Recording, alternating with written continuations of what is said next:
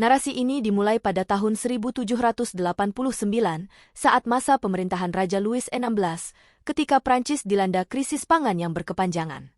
Krisis ini mencapai puncaknya pada revolusi tahun 1793, di mana para revolusioner berhasil menggulingkan Raja Louis XVI. Dengan mengejutkan, puluhan ribu pendukung kerajaan ditangkap dan ratu dieksekusi di depan umum.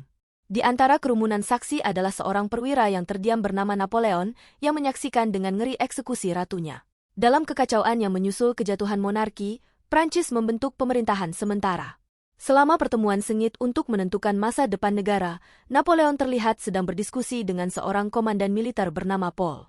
Paul meminta Napoleon memimpin pasukan untuk membebaskan kota Prancis, Toulon, yang telah dikuasai Inggris selama bertahun-tahun.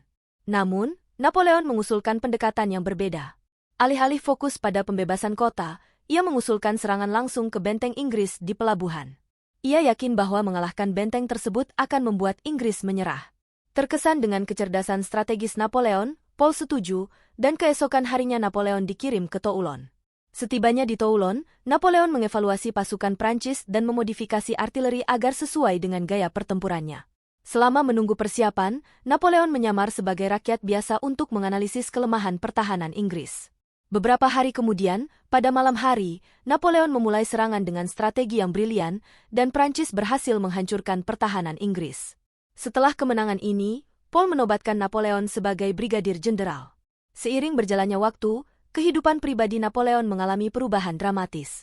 Ia jatuh cinta pada seorang wanita bernama Josephine, seorang janda dengan 2 anak dari pernikahan sebelumnya. Meskipun Josephine memiliki masa lalu yang rumit dan khawatir bahwa hubungan mereka dapat merusak reputasi Napoleon, ia tetap teguh. Baginya, masa lalu harus ditinggalkan, dan yang penting adalah masa depan mereka bersama. Namun, di tengah keharmonisan mereka, Prancis berada di ambang revolusi kedua akibat kebijakan pemerintah yang tidak adil. Napoleon dipanggil oleh Paul untuk membahas gerakan revolusioner yang semakin meningkat.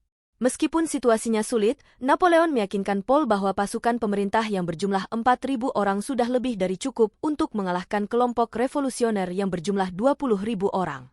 Dalam pertempuran yang terjadi, Napoleon dan pasukannya berhasil menghentikan revolusi dan ia menikahi Josephine.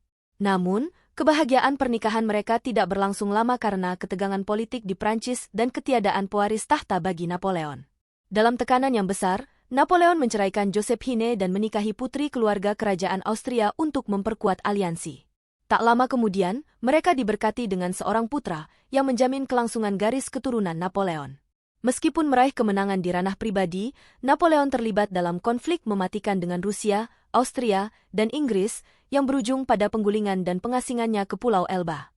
Setelah melarikan diri dan kembali sebentar ke kekuasaan, Napoleon akhirnya dikalahkan dan diasingkan ke Pulau Saint Helena yang terletak di lepas pantai Afrika. Di sana, ia menghabiskan tahun-tahun terakhirnya dengan merenung tentang kehidupannya, cinta bersama Josephine, dan keputusan-keputusan yang membawanya ke kejatuhan. Pada akhirnya, kisah Napoleon adalah tentang ambisi, cinta, pengkhianatan, dan penebusan, menjadikannya subjek yang menarik untuk film Napoleon Bonaparte, Sang Kaisar Prancis, tahun 2023.